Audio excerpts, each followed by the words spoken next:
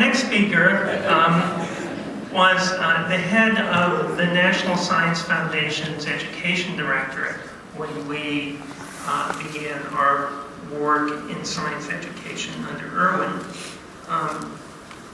Shakhashiri had left the University of Wisconsin to take this post to help rebuild the NSF Education Directorate. Some of you probably don't remember, but when Reagan came into office, he dismantled science education in the federal government. I think it was in '81, and in '84 it started to be built back up again. Even though they worked hard to give out all the money that Congress had appropriated for science education, actually the first year I heard they had to give half the money back because they couldn't give it out fast enough following the peer review process. But Bassam was incredibly supportive of the work that we did, and he did get to show private universe to members of Congress as a part of the appropriations, the hunt for appropriations for the NSF. So I hope he'll tell us a little bit about Congress and a few reflections about his teaching chemistry to so many thousands and thousands of undergraduates and graduate students. Bassam Shakhashiri.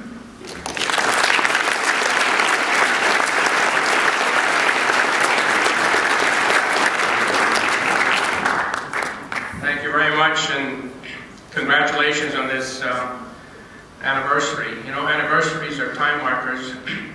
They are opportunities to reflect and to think seriously about what has happened, and even more seriously about what should happen. And I would ask for 20 seconds, point of personal privilege. This is the 50th anniversary of my arrival in the United States.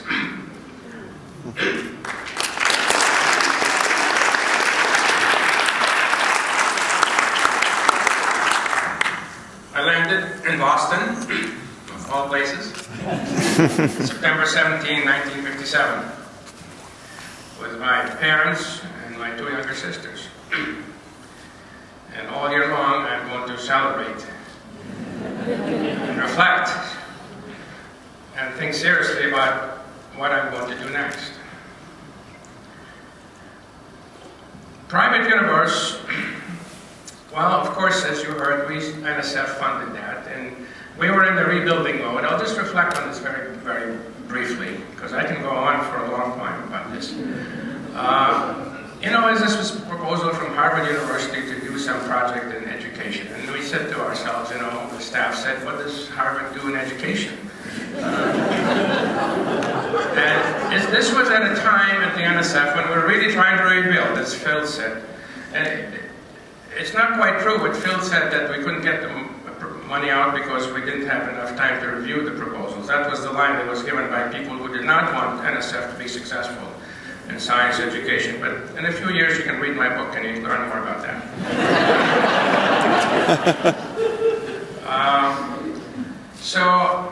This was a time when every grant that was $100,000 or more had to be approved by me. That was a rule that I put in with the staff.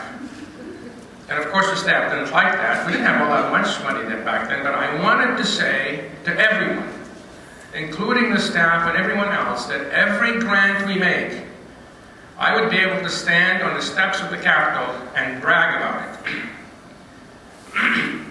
So I said, who's the PI for this proposal from Harvard? And they said, you know, Erwin Shapiro. I said, well, I've heard of him. This was all a private discussion, and it's okay to talk about it now. There's nothing really, nothing improper about it.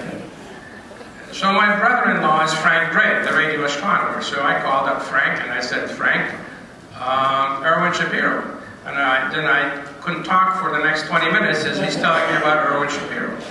Anyway, the proposal went through peer review, and the proposal was funded, and you know, that was the end of it as far as I'm concerned. A little bit later, Somebody walked into the office and he said, I have a VHS that I'd like to show you. And I said, well, not today. He said, no, I'd like to show it to you today. This is something we funded. And of course it was private universe.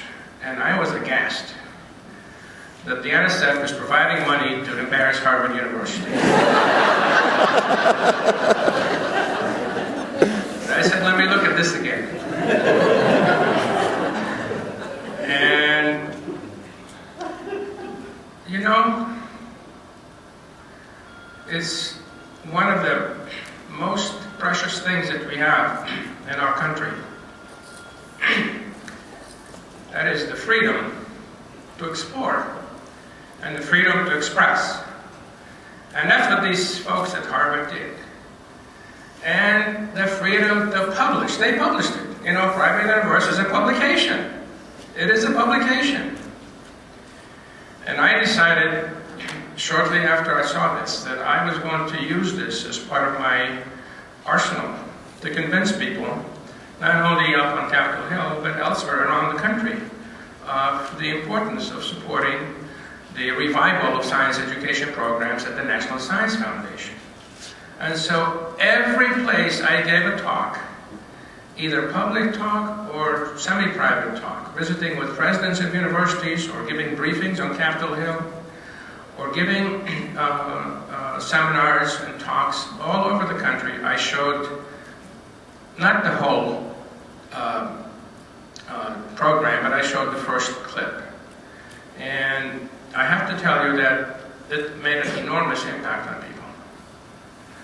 Leon Letterman, who was a member of my advisory committee at the time I was at NSF, part of the time I was there, he and I would have discussions about maybe suggesting that there should be a national test given at every university at the end of every academic year to see how the students across the country respond to these very same questions. When I went back to Madison to teach my chemistry courses, as I still do, at least 3 times a year I show this video in my class. I did it most recently a week ago today. You know what a week ago today was, right? Right? It was Thursday, no, but what was it a week ago today? First day of spring. And you know, I can almost recite every word in the first 12 and a half minutes there. I won't today.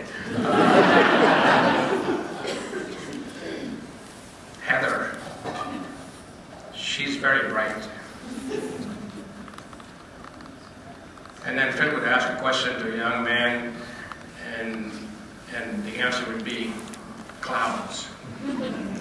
You remember this, right? Or Heather would say, well, at least for us it is. I always watch the students as I'm showing this in my class. And we have a discussion about it afterwards. And I'm so impressed by how much they identify with Heather and with the male student. How much they identify with them. How much sympathy they have, how much empathy they have. Which is the point of departure for some discussion about it. And of course, this is the chemistry course, so we talk about misconceptions and proper conceptions in other areas as well. But the thoughts I'd like to leave with you really is that the money that NSF invested on behalf of the taxpayers in this project was very worthwhile.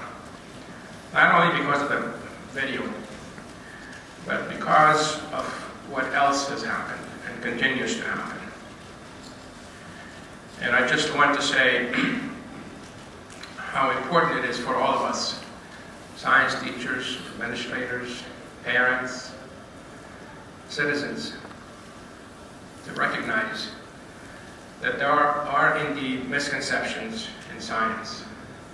There are indeed misconceptions in our society. And don't you let anyone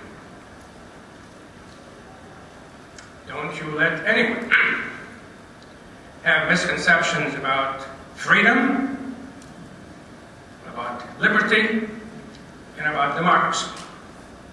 Those 3 words, to me, are very powerful words as a naturalized citizen. powerful to me because we live in a free society. It is the freedom to learn, and the freedom to explore, and the freedom to express and publish.